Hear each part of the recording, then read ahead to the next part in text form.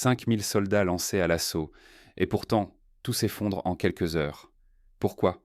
Kupiansk, une ville que l'on croyait stable, s'embrase soudainement. Au lever du jour, plus de 5000 militaires ukrainiens se lancent dans une offensive coordonnée contre les défenses de Dropatov. Le choc est tel que même les analystes militaires sont pris de court. Personne n'avait anticipé une attaque d'une telle ampleur, ni une organisation aussi méticuleuse. L'objectif ukrainien? Provoquer un séisme psychologique et stratégique de nature à faire céder la défense russe, créer la panique et ouvrir une brèche décisive dans un secteur jusqu'alors jugé imprenable.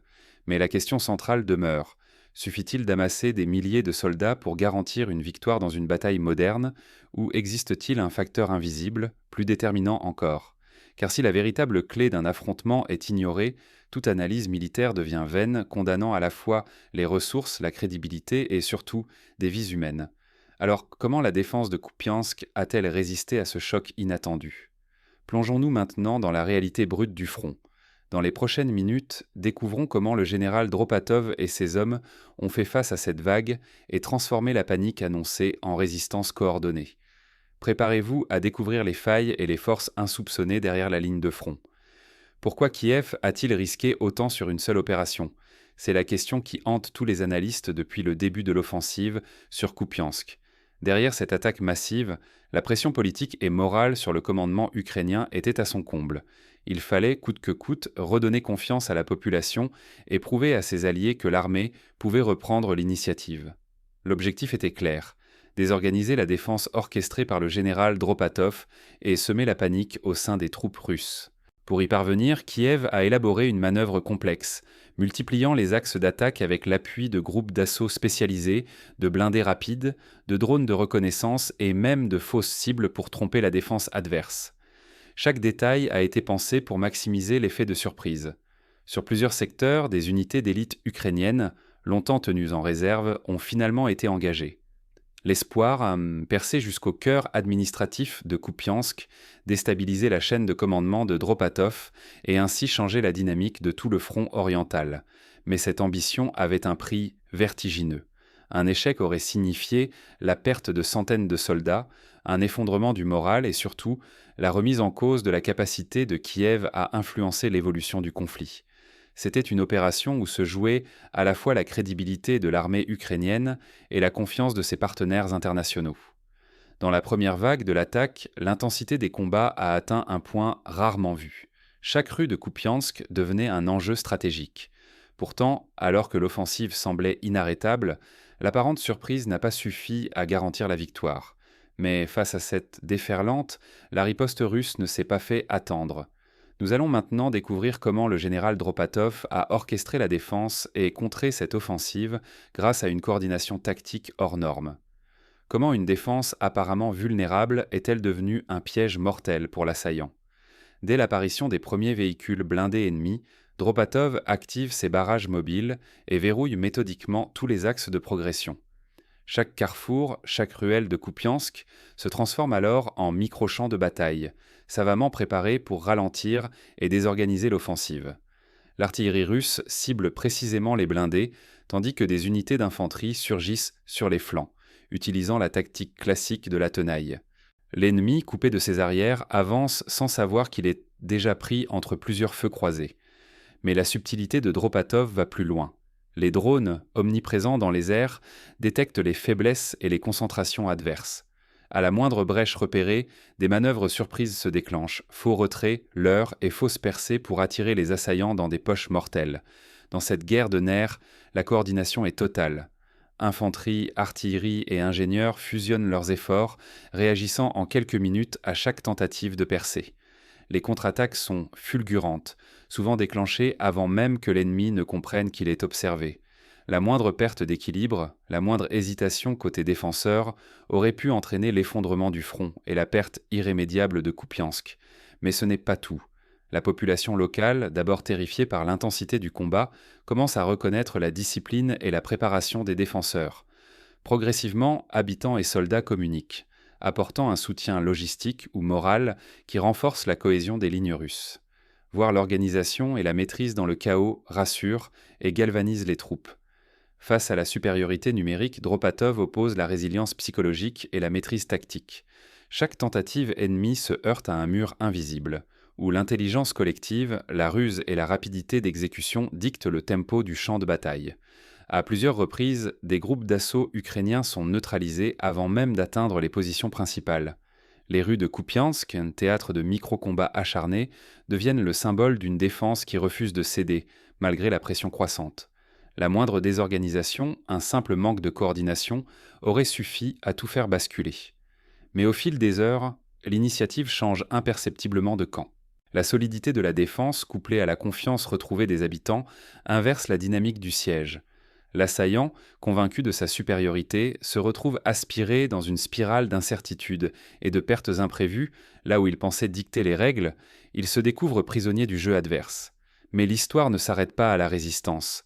Vient alors le moment du contre-jeu, où Dropatov choisit de reprendre l'initiative face à un ennemi désormais sur la défensive.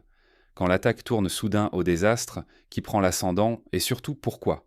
L'illusion d'une percée se dissipe, et le paysage de Kupiansk change de camp en quelques heures dramatiques.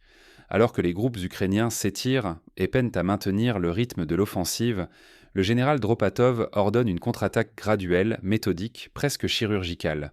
Son objectif?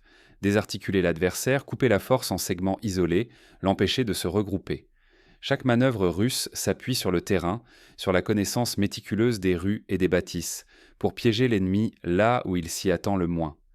Des feintes savamment orchestrées attirent les assaillants dans de fausses brèches. Les embuscades, préparées en amont, se referment soudain sur des pelotons entiers. Des explosifs dissimulés dans les ruines, sous les ponts ou dans les couloirs piégés, infligent des pertes sévères aux colonnes qui avancent sans soutien. Chaque détour devient un risque, chaque mètre gagné se paie au prix fort.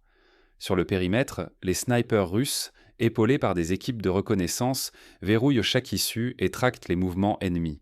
Impossible de contourner, difficile de se replier, la ville devient une nasse. La pression monte, l'angoisse infiltre les rangs ukrainiens.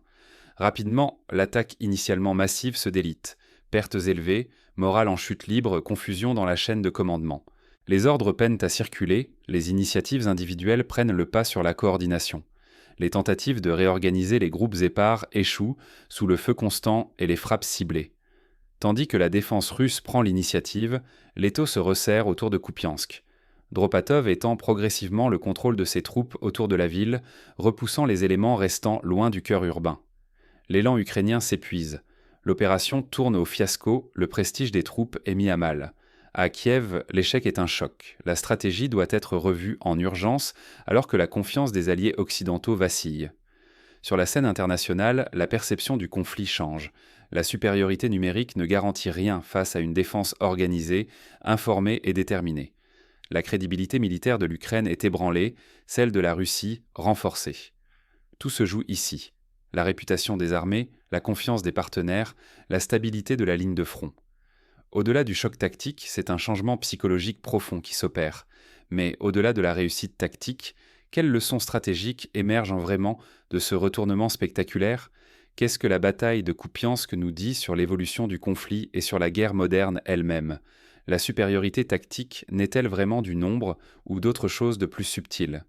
L'exemple de Kupiansk nous oblige à remettre en question toutes les idées reçues sur la guerre moderne. Ce n'est pas la masse brute qui a fait pencher la balance, mais bien une série de choix stratégiques précis. D'abord, la coordination et l'anticipation ont pris le pas sur la force. Les défenseurs russes n'ont pas cherché à rivaliser en effectif, mais à optimiser chaque ressource, chaque position, chaque mouvement. C'est cette synchronisation, presque chirurgicale, entre les différentes unités qui a rendu impossible une percée décisive pour les assaillants. Mais la clé n'est pas que matérielle. L'aspect psychologique s'est révélé déterminant. Les soldats de Dropatov ont résisté non seulement grâce à leurs armes, mais aussi grâce à leur morale et leur capacité à reprendre l'initiative sous pression. Cette résilience mentale a fait d'une défense statique une riposte dynamique, capable de désorganiser l'attaque adverse. Dans cette équation, le renseignement a joué un rôle fondamental. L'utilisation de drones, la surveillance continue et un contre-espionnage efficace ont permis de prévenir les surprises, de déjouer les leurs et de concentrer les efforts là où cela comptait vraiment. Sans cette maîtrise de l'information, l'ennemi aurait pu exploiter la moindre faille. Maîtriser le terrain et préparer en amont des lignes défensives solides est tout aussi crucial face à une menace supérieure en nombre. Chaque bâtiment, chaque rue, chaque point de passage était transformé en forteresse ou en piège potentiel. Ce travail d'anticipation a neutralisé l'avantage numérique de l'offensive ukrainienne. Enfin, l'échec de cette manœuvre massive oblige à repenser en profondeur notre vision des conflits contemporains. S'appuyer seulement sur les chiffres ou la puissance de feu ne suffit plus. Ce qui prime, c'est l'intelligence collective, la flexibilité tactique et la capacité à exploiter chaque faiblesse de l'adversaire. Pour tout observateur, civil ou militaire, la vraie leçon de Kupiansk est claire. Il faut savoir lire au-delà des statistiques pour comprendre la réalité d'un affrontement. Les victoires se construisent dans l'ombre par une combinaison de psychologie, de stratégie et de préparation. Ignorer ces enseignements, c'est courir le risque d'être pris au dépourvu lors de la prochaine crise, qu'elle soit militaire, économique ou même sociale. Se limiter à compter les effectifs ou les chars, c'est se condamner à l'échec. Mais alors comment ces leçons pourraient-elles transformer la suite du conflit et influencer, bien au-delà, notre façon d'anticiper l'imprévu? Quand la surprise, le moral et la cohésion l'emportent, qui détient le vrai pouvoir sur le champ de bataille? Peut-on vraiment résumer la victoire à une question de chiffres ou faut-il regarder plus loin, là où se jouent la psychologie, la coordination et l'ingéniosité tactique? La bataille de Kupiansk nous a offert la réponse. Malgré l'assaut soudain de plusieurs milliers de soldats, la défense du général Dropatov a résisté. Ce n'est pas la masse qui a fait la différence, mais la capacité à anticiper, à garder la tête froide et à compter sur chaque maillon du collectif. Les lignes n'ont pas cédé, non parce qu'elles étaient les plus nombreuses, mais parce qu'elles étaient les plus soudées, les mieux préparées et les plus réactives. La vraie force n'était pas visible sur les cartes ni dans les rapports de force. Elle se cachait dans la confiance partagée, la rapidité à s'adapter et la capacité à transformer la pression psychologique subie en énergie collective. L'effet de surprise a changé de camp lorsque la défense a transformé la peur en détermination et la tension en volonté de tenir. Ce qui s'est joué à Kupiansk, c'est la démonstration que la victoire ne se mesure pas seulement en effectifs ou en matériel, mais aussi dans la maîtrise de l'invisible, le moral, l'information et la cohésion sous le feu de l'incertitude. Ces éléments-là, souvent ignorés ou sous-estimés, sont pourtant ceux qui décident du sort d'une bataille.